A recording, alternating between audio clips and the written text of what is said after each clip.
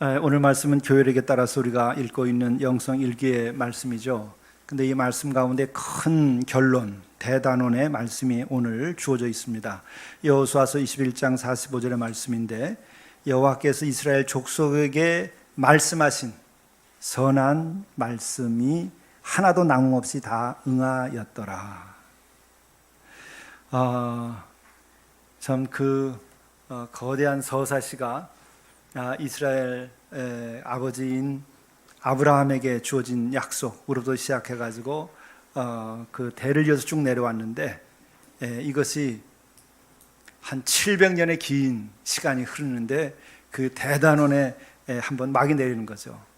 선한 말씀, 여호와 하나님의 선한 말씀, 여호와 하나님의 약속의 말씀, 여호와 하나님의 축복의 말씀이 700년에 가까운 긴 시간을 거치면서 완성된 거예요. 다 응하였더라. 다 이루어지게 해주셨다. 대단한 이 말씀입니다. 우리가 이런 말씀을 전제로 하면서 우리가 하루하루에 우리의 삶을 돌이켜볼 필요가 있어요. 우리가 하루를 사는데, 또 우리들의 인생의 길을 가는데, 이 인생의 길, 하루하루 사는 삶이 나에게 있어서는 무엇을 의미하는가? 또 신앙인에게, 하나님의 백성에게 있어서는 이런 일상의 하루하루의 삶과 인생의 여정이 무엇을 의미하는가? 여러분은 무엇이라고 생각하시나요? 허무한 인생의 여정이다, 너무나 짧다, 너무나 골치 아프다, 헛되다, 아니면 정말 아주 너무 짜릿하다, 너무 행복하다, 너무 좋다. 어떻게 생각하시나요? 신앙인의 관점에서 오늘 말씀을 가지고 생각해 보면, 우리가 하루하루 사는 삶의 그 순간순간이라든지 우리의 인생의 여정이라고 하는 것은 다른 것이 아니라 하나님의 약속이 이루어지는 과정이라는 거예요. 여러분 그렇게 생각하세요?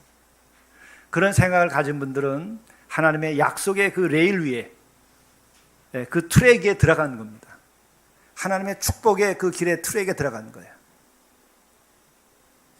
하나님이 원하시는 그 하나님의 나라와 그의 의를 이루고자 하는 그 역사에, 또 그 하나님의 섭리의 트랙에 여러분들이 참여하게 되는 거예요. 여러분들은 내가 신앙생활하면서 이전과 이후 달라진 게 무엇이 있겠나? 우리가 새 사람 되었다, 내가 구원받았다, 할렐루야, 좋습니다. 그런데 또 한편 우리 자신을 생각해 볼 때, 내가 하루하루 살아가는 내 인생의 과정이 하나님께서 나에게 주신 약속의 성취의 과정이라고 하는 것을 내가 깨달아 알고, 그것을 포기하고 충분히 그것을 이해하고, 그리고 그것을 믿고 그 소망 가운데 살아갈 때 여러분들이 참 신앙에 들어왔다고 말할 수도 있고, 나와 함께 하시는 하나님을 알고 여러분들이 신앙생활을 한다고 말할 수 있어요. 그것이 주어지지 않으면 우리의 삶은 계속해서 풍랑보다 더 심한 부침 속에서 인생을 살아가게 돼요. 경기가 조금 나쁘다 하는 뉴스만 들어도 가슴은 벌렁벌렁 뛰고 내 마음과 생각이 막 뒤흔들리는 그런 사람들이 하나님의 백성으로서 우리가 약속을 받고 살아가는 사람이라고 그렇게 말할 수는 없겠죠. 그 하나님을 믿고 하나님께서 나와 함께 하시고 그 약속이 성취되는 과정이라고 하는 그 믿음을 가진 이들은, 그가 경제인이든지 그가 학자든지 그가 사업하는 사람이든지 또 일상의 주부든지 간에 그런 세상 것에 의해서 흔들리지 아니하고 계속해서 안정된 삶의 길을 갈 수 있어요. 그런데 그 하나님께서 나에게 약속을 주셨고 약속을 성취하는 과정이 내 인생이고 우리의 가정의 길이고 우리 역사의 길이라고 하는 것을 모르는 하는 사람들은 작은 풍랑의 변화에 의해서도, 또 혹은 기상의 약간의 변화에 의해서도 그 인생은 엄청나게 흔들리는 거예요. 또 다른 한 사람이 나를 대하는 그 태도 하나와 인사 하나에 의해서도 내 인생이 출렁거리게 돼 있어요. 저가 나를 무시하나? 저가 나를 깔보나? 저가 나를 멀리하나? 저 사람이 내 적인가? 나에게 도움을 주지 않을 것인가? 끊임없이 불필요한 상상 속에서 하루하루를 지어간다는 것이 이게 인생이에요. 그게 사람이야. 믿음 없는 사람들의 공통점이에요. 믿음이 없으면 누구든지 두려워하고 믿음이 없으면 누구든지 불안해요. 더더욱이 죄악 가운데 있고 혹은 내가 죄인으로서 구원받지 못한 상태에 있으면 누구든지 인생은 두렵고 인생은 불안합니다. Fear and anxiety. 이게 모든 인간에게 주어진 보편적인 의식이에요. 죄 사함 받고 구원의 확신을 갖지 않은 어떤 사람일지라도, 그가 아무리 좋은 옷을 입고 신분이 다를지라도 그 속을 열어보면 작은 심장 하나에 붉은 피가 돌고 있을 뿐이에요. 그게 멎으면 끝나는 건데 그 심장이 두려워하지 않고 인생을 살 수가 없어요. 죄 사함 받고 하나님께서 나와 함께 하신다고 하는 그 확신 없이, 또 하나님께서 나와 함께 하실 뿐만 아니라 나에게는 약속이 주어져 있고 그 약속을 실현시키는 기회로 내 인생을 주었다는 것을 우리가 알기 전에는 우리는 늘 두려움 속에서 불안하며 살 수밖에 없는 거예요. 나만 그러냐? 아닙니다.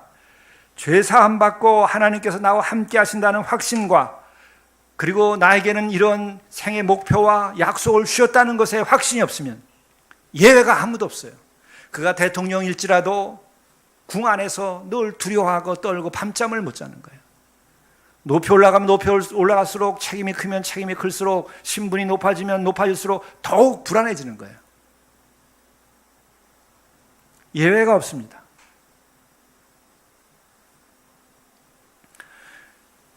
이스라엘 백성들이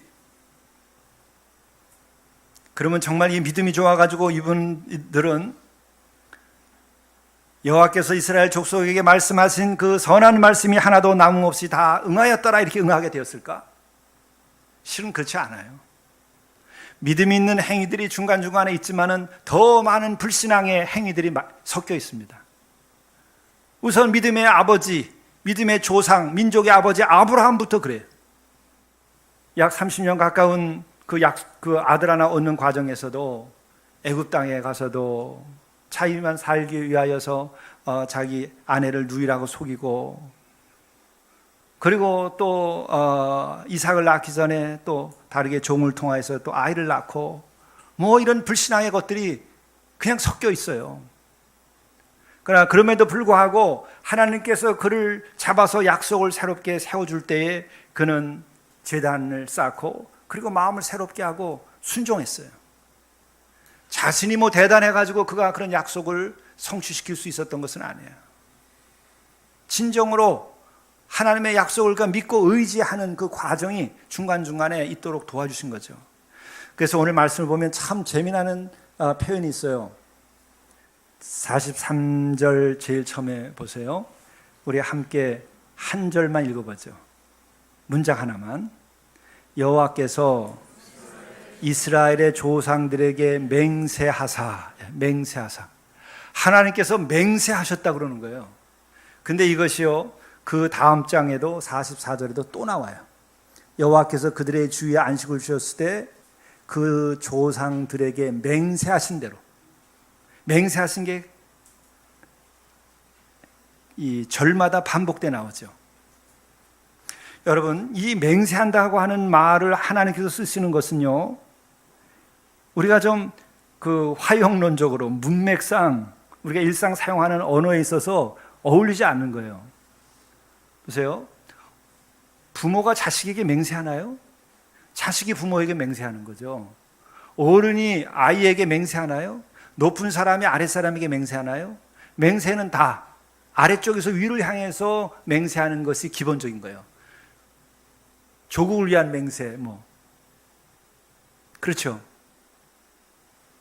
왕을 위하여서, 왕을 향하여 맹세하고, 신하가 국왕을 상대로 해서 맹세하고, 그리고 아랫사람이 윗사람을 향하여서 맹세하고 이렇게 따르겠다고 얘기하죠.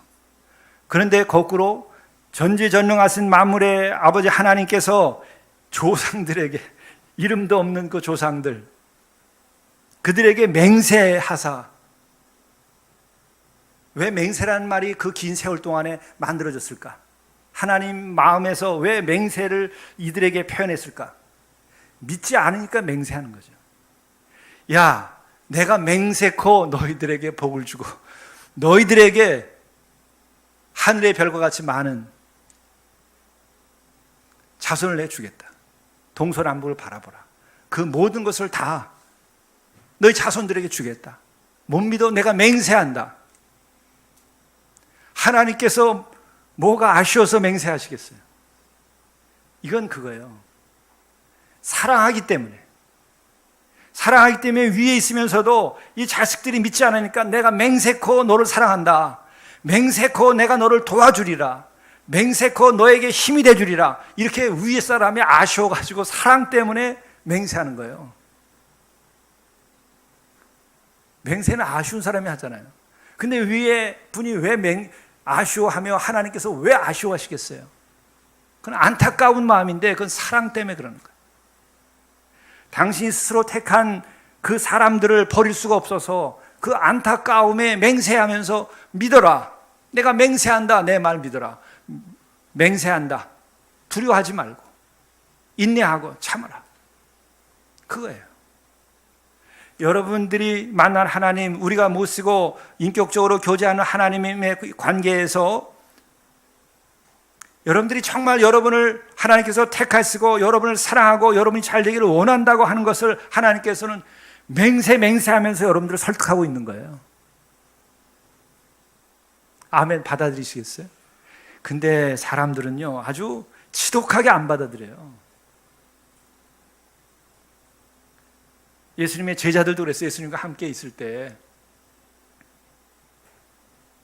예수님이 곁에 계신데도 풍랑이니까 두려워가지고 쩔쩔매는 거예요. 예수님 깨우고 이거 어떻게 해달라. 그것뿐만 아니라 베드로는 예수님이 물 위에 걸어오는 것을 보고서는 자기도 놀래가지고 예수님 걸 아는 순간에 물 위로 뛰어들어가서 걸었잖아요. 베드로도 걸었어요. 근데 순간 물결을 보면서 두려워하니까 물에 빠졌다고 그랬어요. 베드로도 걸었어요. 두려워하기 전까지. 우리의 인생의 길에서 하나님께서 맹세까지 하면서 내가 너희의 하나님이 되고 너희를 지켜주면서 적과 꿀이 흐르는 땅까지 내가 인도해 주겠다. 맹세코 내가 그러게 하겠다. 그렇게까지 얘기하고 애타게 말씀하시는 것을 우리가 아멘으로 받아들이고 우리가 사는 순간에는 우리 생의 두려움이 사라지고 불안이 사라져요.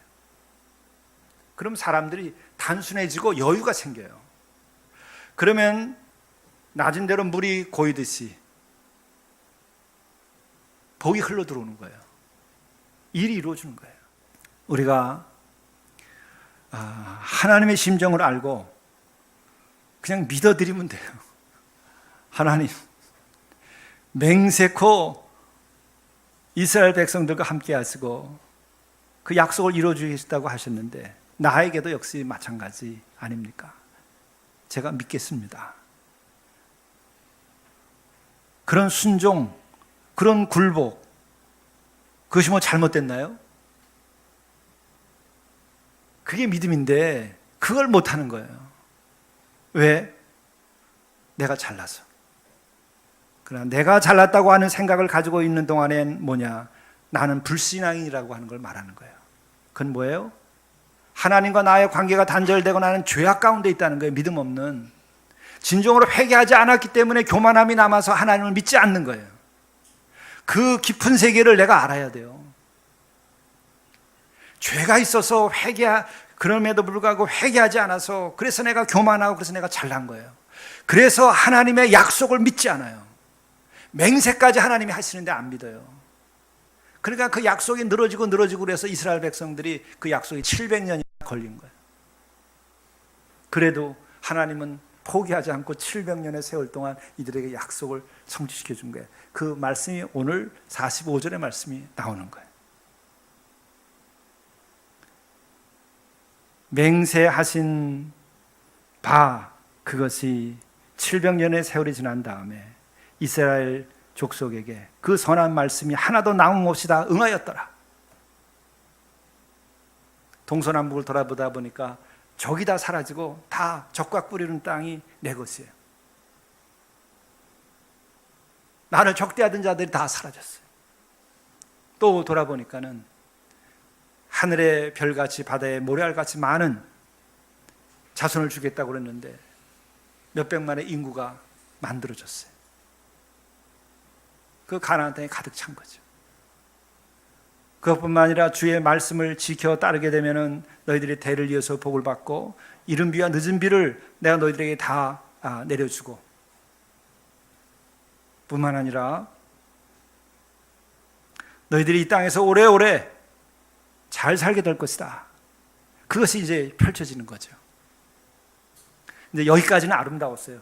근데 그 다음에 이제 이 타락하고 믿음이 없어지면서 또 다시 문제가 생기는데, 우리들이 그 앞뒤를 다 살펴서 교훈을 얻어야 됩니다. 여기서 우리가 끝으로 한 가지 더 생각해야 될 것은, 양면이 있는데 하나는 불신앙으로 인하여서 이 약속은 늦게 지연이 됐어요. 불신앙으로 인해서. 우선 광야를 통과할 때에 그저 석 달 열흘이면 통과할 수 있는 길을 40년을 걸렸어요. 굉장히 중요한 거예요. 여러분에게 주어진 약속, 여러분의 인생에 주어진 그 축복의 하나님의 계획이 여러분의 불신앙으로 인하여서는 석 달 열흘 걸 것이 여러분 40년 인생이 걸릴 수 있는 거예요. 인생 다 낭비하고 그때 가서 정신 차리고 이제 복을 누리는 생을 사는 거죠. 어차피 우리가 하나님을 믿고 살아가는 것이라고 한다면 하나님 앞에서 엎어지세요. 죄인인 것을 알고 죄를 고백하고 죄의 사함을 받고 그래서 온유와 겸손함에 이르러서 순종하셔요. 그럴 때 우리가 큰 존재가 되는 거예요. 그럴 때 우리들이 형편없는 인간이 되는 게 아닙니다. 그럴 때 비로소 내가 큰 마음을 가지게 되고 바다 같은 마음을 가지게 되고 하늘 같은 높은 마음을 가지게 되는 거예요. 근데 하나님 앞에서 진정으로 죄를 고백하고 죄사함 받지 않는 사람들은 목이 곧은 백성, 이스라엘 백성들이 계속 그랬잖아요. 그래가지고는 수없이 얻어맞으면서 약속이 지연되는 거예요. 여러분, 어차피 인생은 짧고 지나가는 것이고 어차피 우리가 하나님께 의지하지 않으면 우리는 흙으로 끝나고 마는 거예요. 영생이고 영원이고 아무것도 없어요.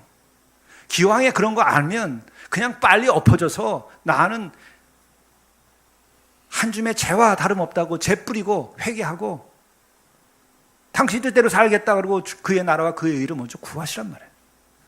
그럼 내 안에 나에게 주어진 이 인생의 약속이 빨리 성취되는 거예요. 그 이유를 살아야죠. 왜 그 이전에 그 고통의 시간을 많이 늘리냐 말이죠. 광야는 왜 있어요? 가나안에 들어가기 위해서 있는데 그 광야의 시간을 석 달 열흘로 할 거냐 40년으로 할 거냐, 여러분 우리들의 믿음에 달렸어요. 나의 믿음에 달렸단 말이에요. 거기에 중요한 것은 회개라는 거예요. 성경 전체가 그렇게 흐르고 있잖아요. 그리고 또 왜 이렇게 하나님께서는 긴 시간을 필요로 하느냐? 회개하고 새로워지지 않으면 하나님 주신 축복은 절대로 축복이 아닙니다. 이스라엘 백성들이 준비되지 않은 사람들, 나중에 또 준비되지 않은 이들이 왕이 됐을 때 이스라엘은 망했어요. 준비된 자들에게 복을 주시는 거예요. 준비되지 않은 자들에게 복을 주시면 그거 가지고 그가 망해요. 절제력이 없고 그리고 계획적으로 물질을 사용할 줄 모르고 또 미래에 하나님의 나라와 그의 의를 구하는 꿈이 없는 사람에게 돈이 들어가면 어떻게 돼요? 그냥 그날로 끝나는 거예요. 로또 당첨돼가지고 망하지 않은 사람이 지상에 있나 한번 물어보세요. 대한민국만이 아니고 미국에도 그렇고 다른 자본주의 사회에서 로또 있는 나라 한번 보세요. 그거에서 망하지 않은 사람이 아무도 없어요. 감당할 수 있는 능력이 있어야 축복이죠. 그것이 없으면 안 돼요. 다 망합니다. 권력, 우리가 지금 다 보잖아요. 준비되지 않은 사람들이 권력을 갖고 칼을 가지면 어떻게 돼요? 그것으로 그 사람은 배임을 당하고 스스로 죽어요. 스스로 자기의 배를 가르는 것이고 자기의 심장을 찌르는 거예요. 도리가 없어요. 지금 무슨 뭐 신문에 오르내는 특검이니 뭐 검찰에 뭐하니 얘기하는 거 다 있잖아요. 다 그거지 뭐예요. 준비되지 않은 자들에게 복을 받고, 준비되지 않은 이들이 칼을 쥐고, 준비되지 않은 이들이 높은 자리에 올라가면 다 그렇게 되는 거예요. 예외 없어요. 그렇기 때문에 준비하는 시간이 필요한 겁니다. 그래서 하나님은 광야길 석 달 열흘을 40년으로 만든 거예요.